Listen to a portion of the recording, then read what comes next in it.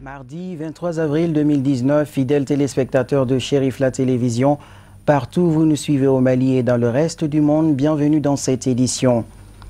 Les travaux du 3e congrès du Haut Conseil islamique du Mali se sont achevés sous de meilleurs auspices avec l'élection du guide spirituel des Ansar, Seyd Cherif Ousmane Madani Haïdara, comme nouveau président de l'institution. C'est dans cette grande euphorie que le guide a convié l'ensemble des congressistes à un dîner dans sa résidence de Sébéni-Koro ce lundi 22 avril pour partager les moments solennels tout en prônant l'esprit d'unicité au sein de la grande communauté musulmane du Mali.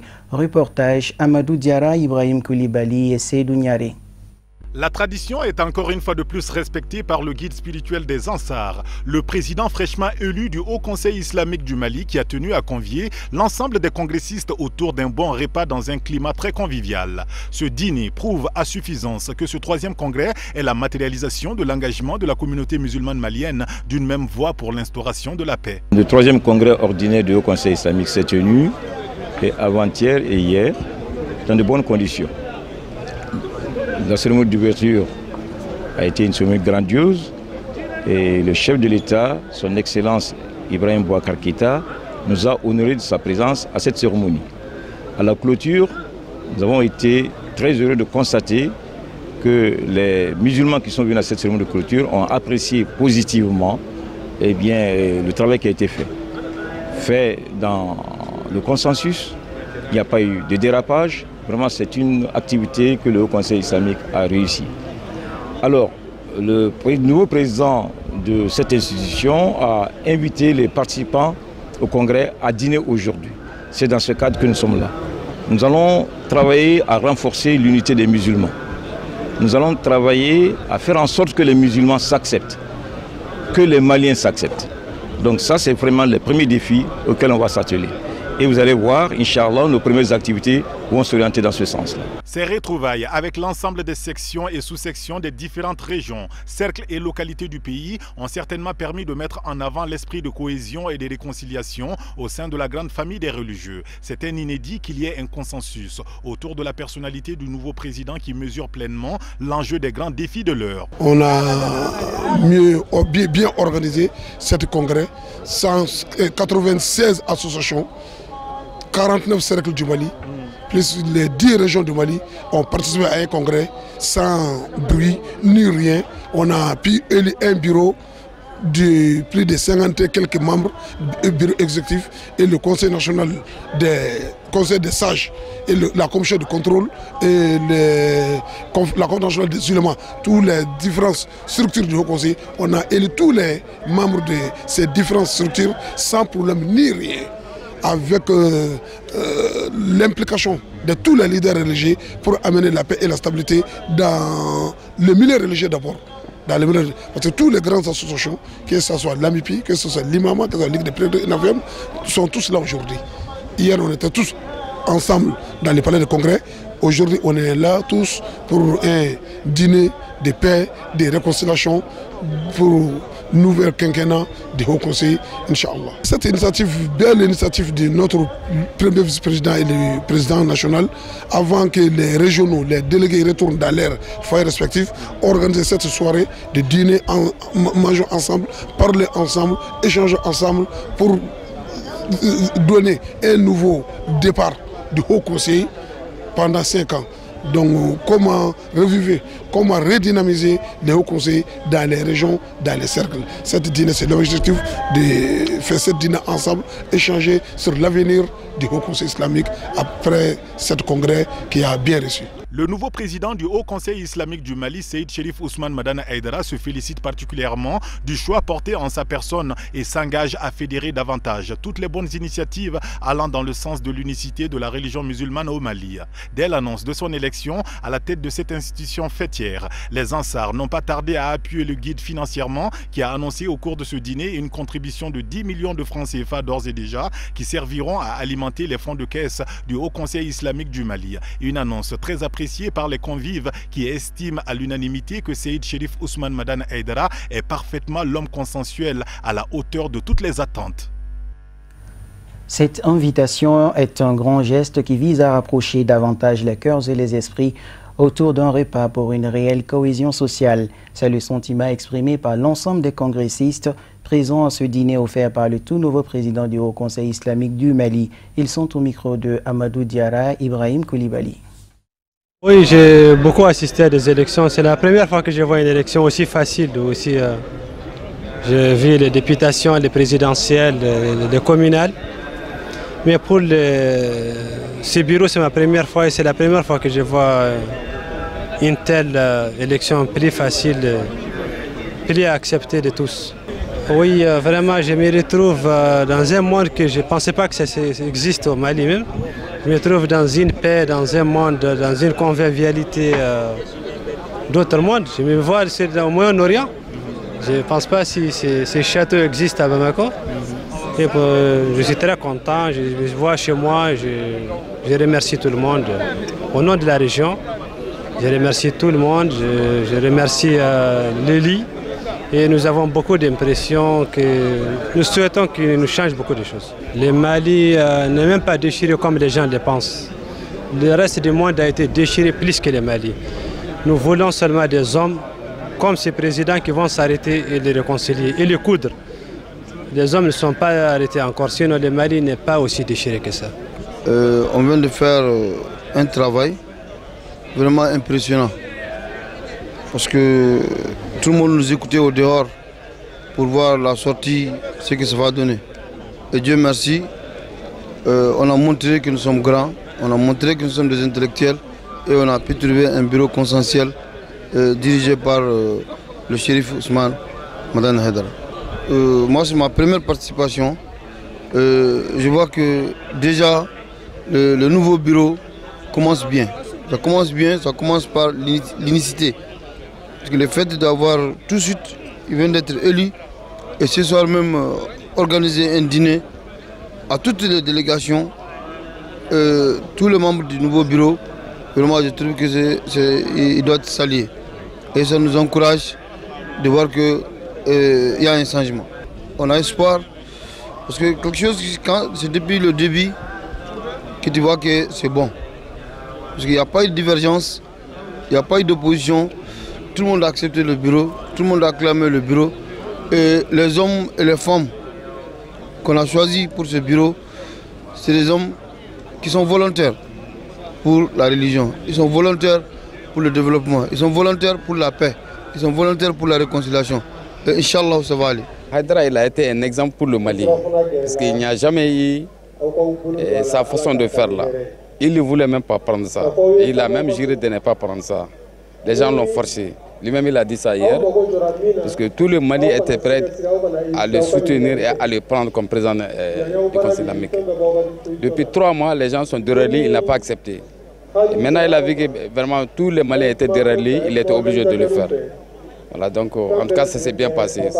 Donc voilà, si le gouvernement aussi faisait la même chose, donc ça allait bien passer, Inch'Allah. Je suis vraiment très honoré d'avoir participé d'abord à ce congrès, d'avoir été un délégué qui a eu à choisir le shérif Ousmane Madane Haïdara comme le guide spirituel du Haut Conseil islamique du Mali. Je le félicite, je l'encourage. Quand on est chef, il faut avoir le sens de l'écoute. Quand on est chef, on doit être respecté. Donc, il y a l'ensemble des musulmans du Mali qui ont eu confiance en lui. Ce que je lui demande, lui et l'ensemble des délégués qui ont eu à participer, c'est de faire épanouir l'islam du Mali à travers les textes qui sont les statuts et les règlements intérieurs du Haut Conseil islamique. Tant que ces textes-là sont respectés, le Haut Conseil islamique du Mali sera respecté.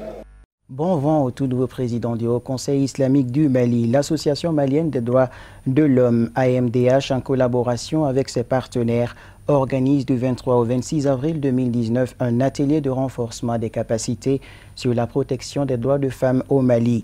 Les magistrats sont les cibles de cet atelier qui se tient au Centre national du patronat du Mali. Marietou Diallo et Samba Traoré pour plus de détails. Ils sont magistrats venus des régions du Mali et du district de Bamako pour prendre part à cet atelier qui vise à renforcer davantage leurs capacités et les sensibiliser sur les droits des femmes et les traitements violents qu'elles subissent. Il s'agit tout simplement pour les magistrats et les experts qui animeront les panels par rapport aux conventions internationales que le Mali a signées et par rapport même à nos lois nationales que le Mali, que les magistrats sont en train d'appliquer. Comment créer l'harmonie dans cette application avec les conventions internationales. Donc les échanges porteront uniquement sur cela. Il ne s'agit pas de venir enseigner quelque chose aux magistrats. Les magistrats connaissent déjà la loi. Il s'agit de venir discuter de l'applicabilité de ces conventions-là en tenant compte de nos réalités et de nos lois qui existent déjà et lesquelles lois les juges sont en train d'appliquer.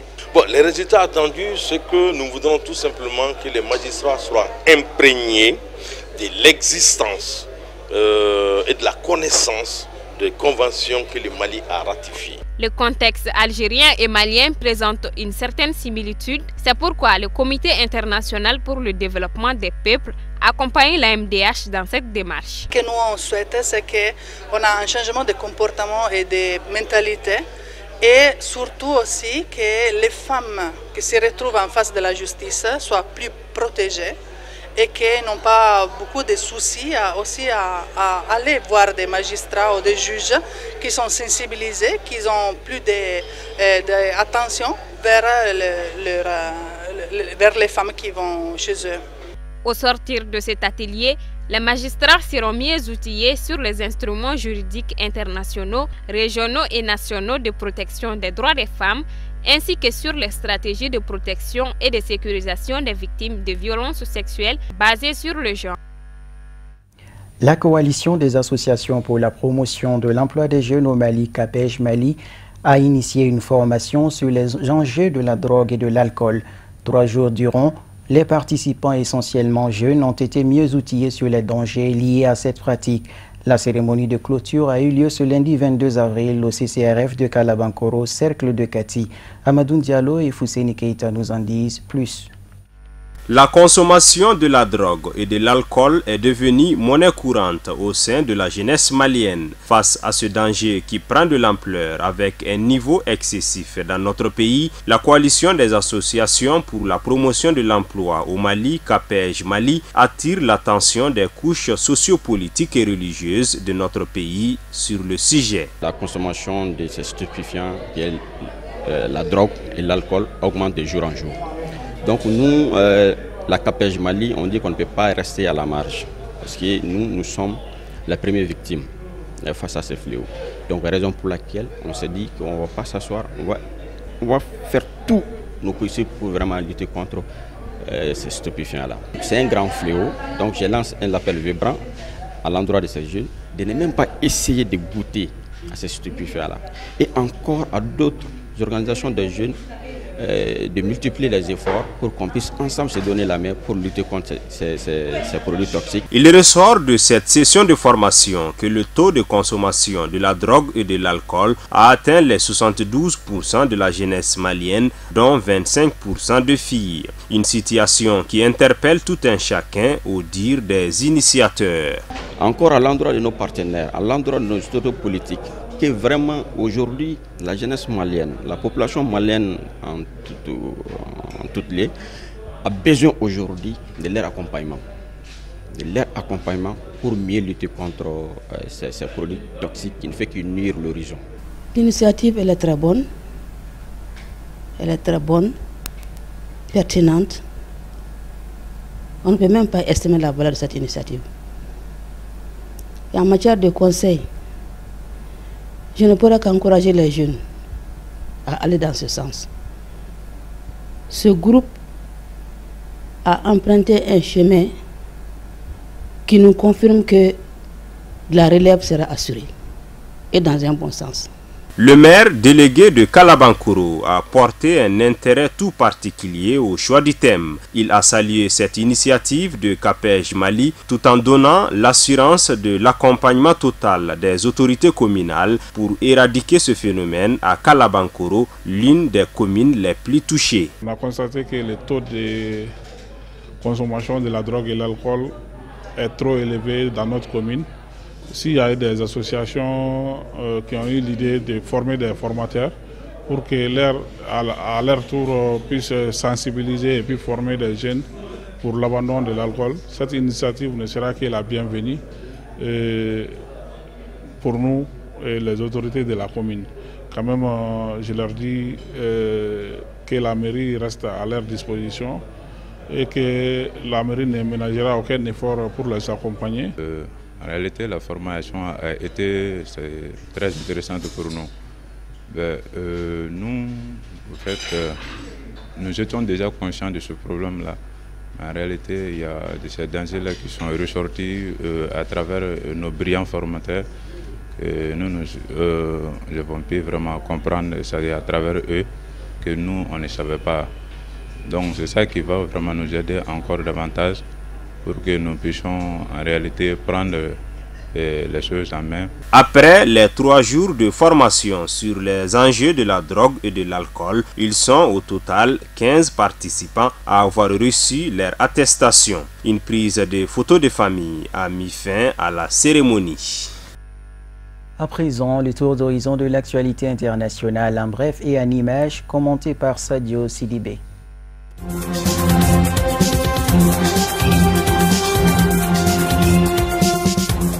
La MONUSCO a entamé lundi 22 avril le processus de fermeture de plusieurs de ses bureaux en République démocratique du Congo, RDC, principalement à l'ouest. 8 doivent fermer d'ici fin juin. La MONUSCO anticipe ainsi les nouvelles coupes budgétaires avec lesquelles elle devra composer à partir du 1er juillet. La MONUSCO prévoit de supprimer environ 760 postes, dont les 3/4 sont occupés par des Congolais. Il s'agira uniquement de personnel civil, droits de l'homme, affaires politiques, communication, entre autres. Les effectifs militaires ne sont pas touchés.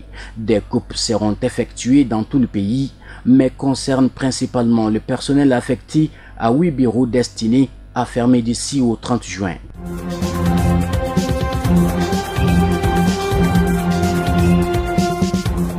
L'Égypte accueille ce mardi 23 avril 2 sommets africains en urgence portant sur la situation au Soudan et la Libye. Le président Abdel Fattah el-Sisi dirigera ces 2 réunions en sa qualité de président en exercice de l'Union africaine. Le premier sommet portera sur la situation au Soudan où la contestation populaire se poursuit malgré la destitution du président Omar el-Béchir par l'armée, une armée dont le nouveau chef, le général Abdel Fattah Abdelrahman Bourhan, dirige le conseil militaire de transition. Plusieurs pays arabes, dont l'Égypte, lui ont apporté leur soutien implicite. Toutefois, les manifestants toujours mobilisés réclament un gouvernement civil. Le second sommet portera sur la situation en Libye, où le chef de l'armée nationale libyenne, le maréchal Khalifa Haftar, a lancé depuis 3 semaines une vaste offensive contre Tripoli, tenue par le gouvernement d'union nationale, soutenu par la communauté internationale. Le maréchal Khalifa Haftar a reçu le soutien implicite de l'Égypte et de l'Arabie saoudite, tandis que Tripoli est soutenu par le Qatar et la Turquie. Malgré les centaines de morts, les appels à une trêve n'ont toujours pas abouti et le Conseil de sécurité de l'ONU est toujours divisé sur l'adoption d'une résolution. Les sommets réuniront les présidents d'Afrique du Sud, du Tchad, de la République démocratique du Congo, du Rwanda, de Djibouti et de Somalie, ainsi que de hauts responsables éthiopiens, sud-soudanais et le président de la commission de l'UEA.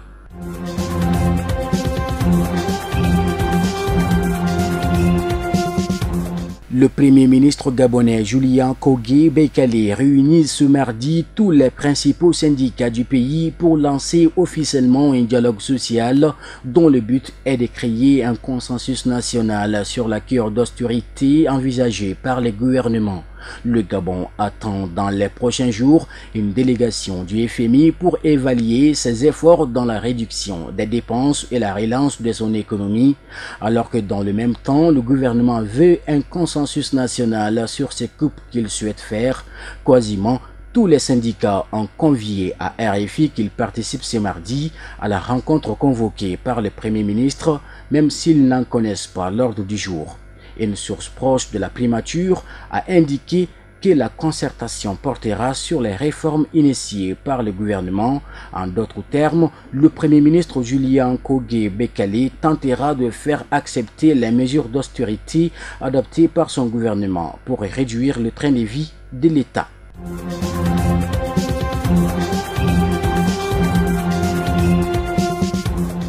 Le 14 avril, un convoi de 13 Français détenteurs de passeports diplomatiques et ayant en leur possession des armes et des matériels de renseignement a été stoppé à Ras Zedir, principal point de passage à la frontière entre la Libye et la Tunisie. Cet incident intervient quelques jours après une affaire similaire. Un groupe de 11 personnes des Européens, dont les nationalités n'ont pas été dévoilées, a tenté de joindre l'île de Djerba par la mer. Pour les autorités tunisiennes, les deux groupes avaient refusé de s'arrêter et n'avaient déclaré qu'une partie de leur matériel militaire. Pour la France et l'Union européenne, il s'agit d'éléments sécuritaires. À Tripoli, faux rétorquent les Tunisiens qui affirment que dans les deux cas, il s'agit de membres des services de renseignement. C'est une source bien placée au palais présidentiel de Carthage qui indique à RFI que les 13 Français interceptés la semaine dernière à la frontière libyenne ne sont pas des diplomates comme l'affirme la France, mais des membres des services de renseignement. Il en va de même pour l'autre groupe d'Européens qui ont été interceptés en mer au large de Djerba.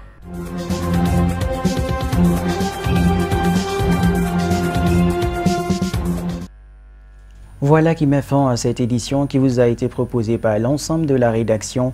À 21h, Ousmane Sogore vous en présentera la version Bamanakan. D'ici là, portez-vous bien, bonne suite de programmes sur Chérif la télévision et à très bientôt.